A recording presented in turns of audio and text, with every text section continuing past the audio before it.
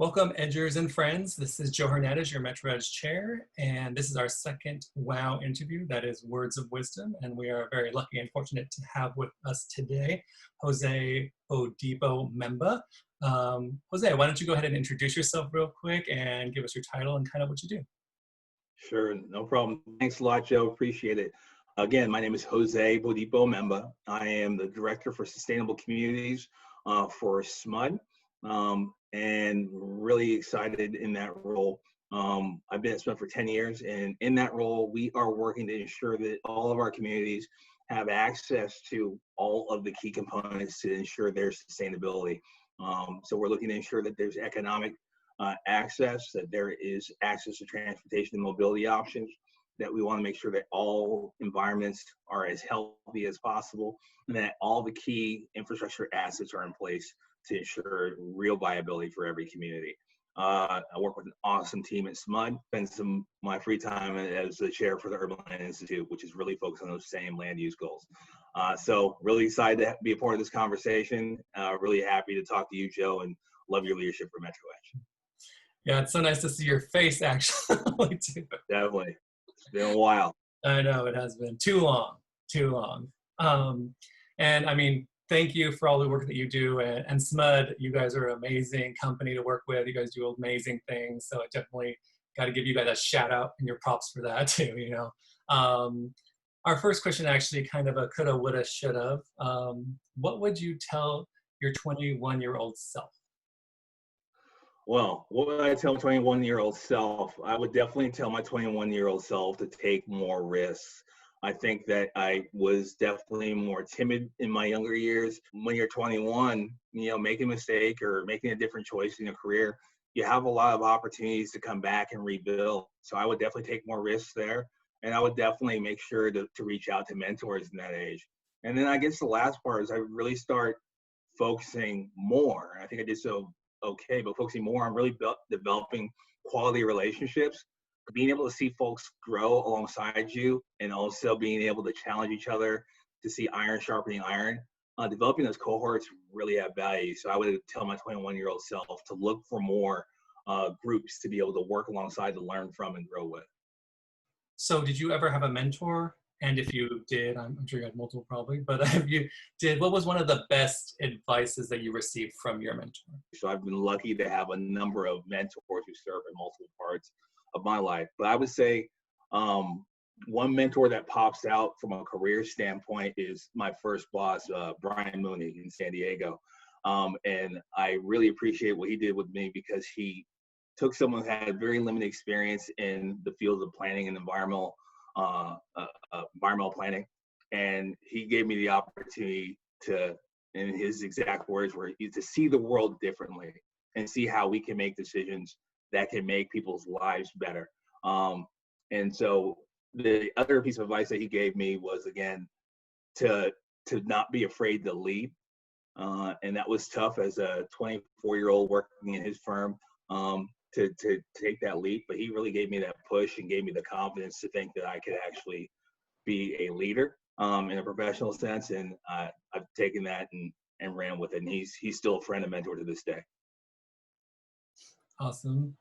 And so there's always this conversation about work-life balance, and some people believe it exists, some people don't. What's your take on that, and how do you manage that? I think I've been able to find balance by trying to do things that I love with my free time. So even if I'm volunteering on boards, what have you, to make sure I have passion with those, so that those times are surrounded by people and things and experiences that are worthwhile. I think that it becomes imbalanced when you become so singularly focused to where you lock out the people in your life.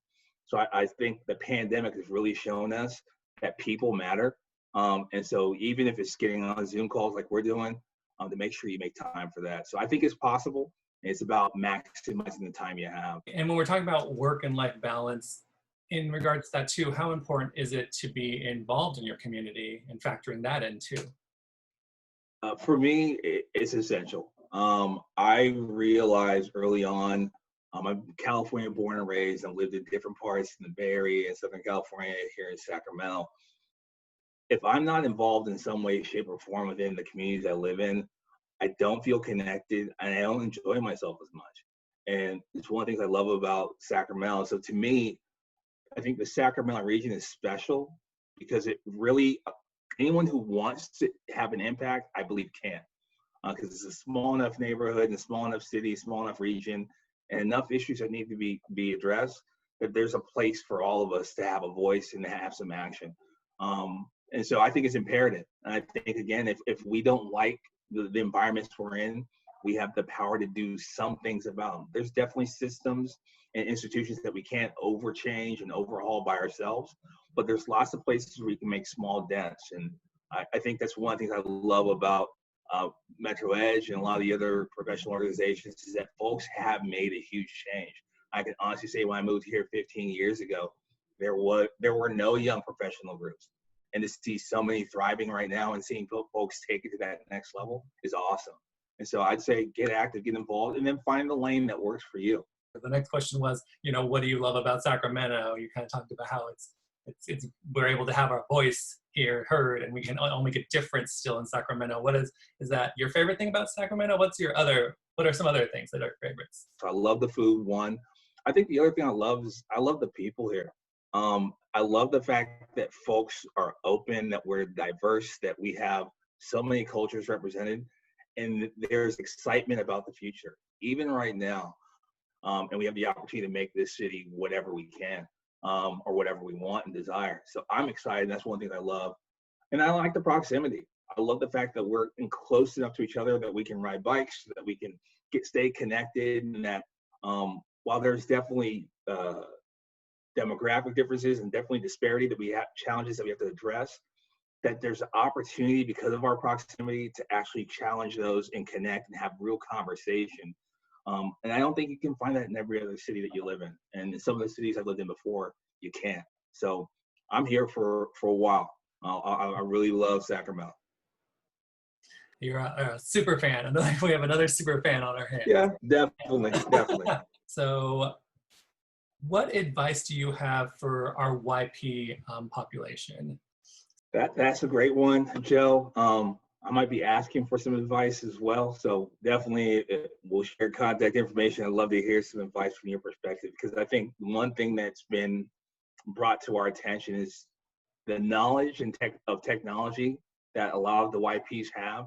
It has value and tremendous value right now to allow us to transition during these periods. So I guess my advice would be is to understand your superpower. I'm a real believer that everybody has a special talent, and sometimes that talent's been criticized.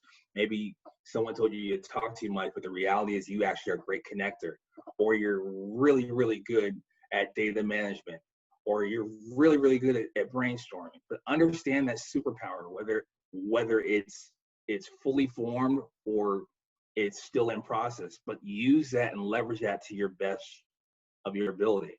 And I would just go back to the other statement about adversity. I mean, adversity really is the best teacher, and it really is an opportunity to grow. I know a lot of my friends and colleagues who are with me here in Sacramento during the economic downturn that we all faced. Folks created new careers, new businesses, new ideas, and a lot of those folks are folks who got laid off or who are furloughed. So not to necessarily wallow in the now, and it's easy to do that, and it's understandable, but to look for those opportunities to grow.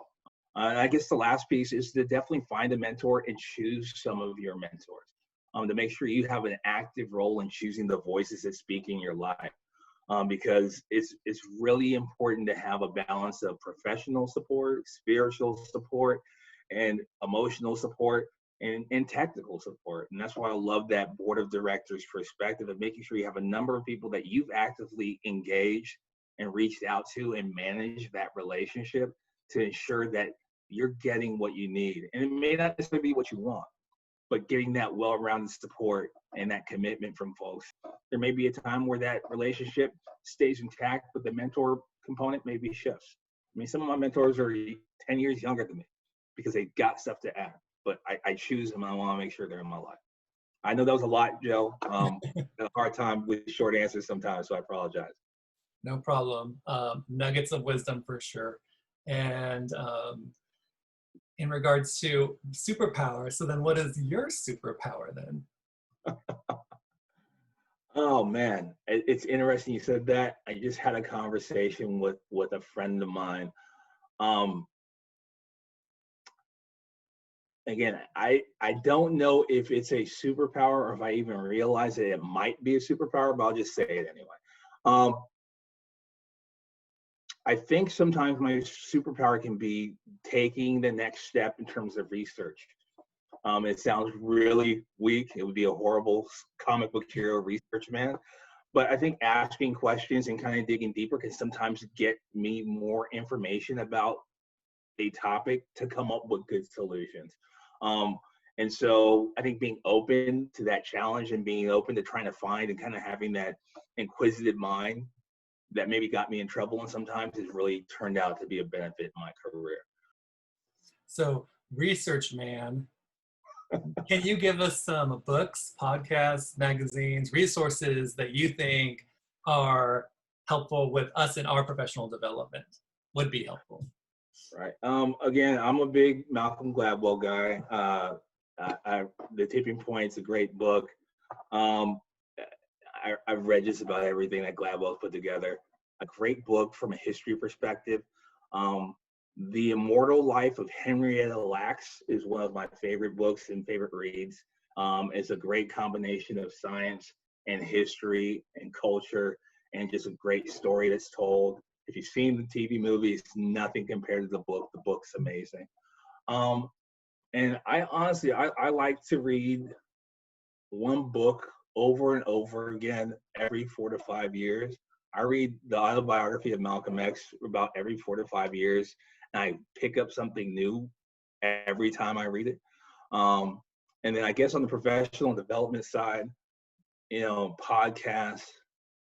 I mean, I love listening to Joe Rogan's podcast because I love the honesty of the conversation. I don't always agree with every perspective, but I feel it's a space where whoever walks in it is pretty transparent.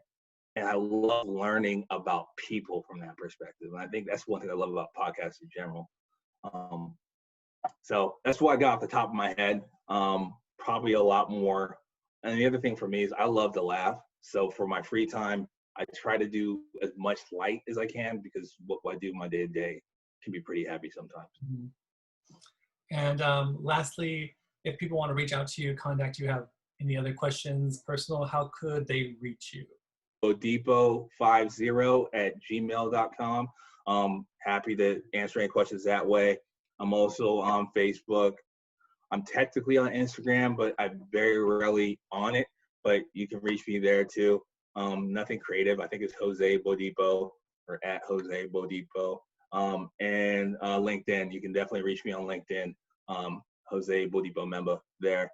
I'm on Twitter, but I probably tweeted once. So if you find me there, I probably won't respond. But I'm happy to have a conversation. And I try to tell folks ahead of time, be patient. I might take a little while to get to you, but I'll definitely get to you.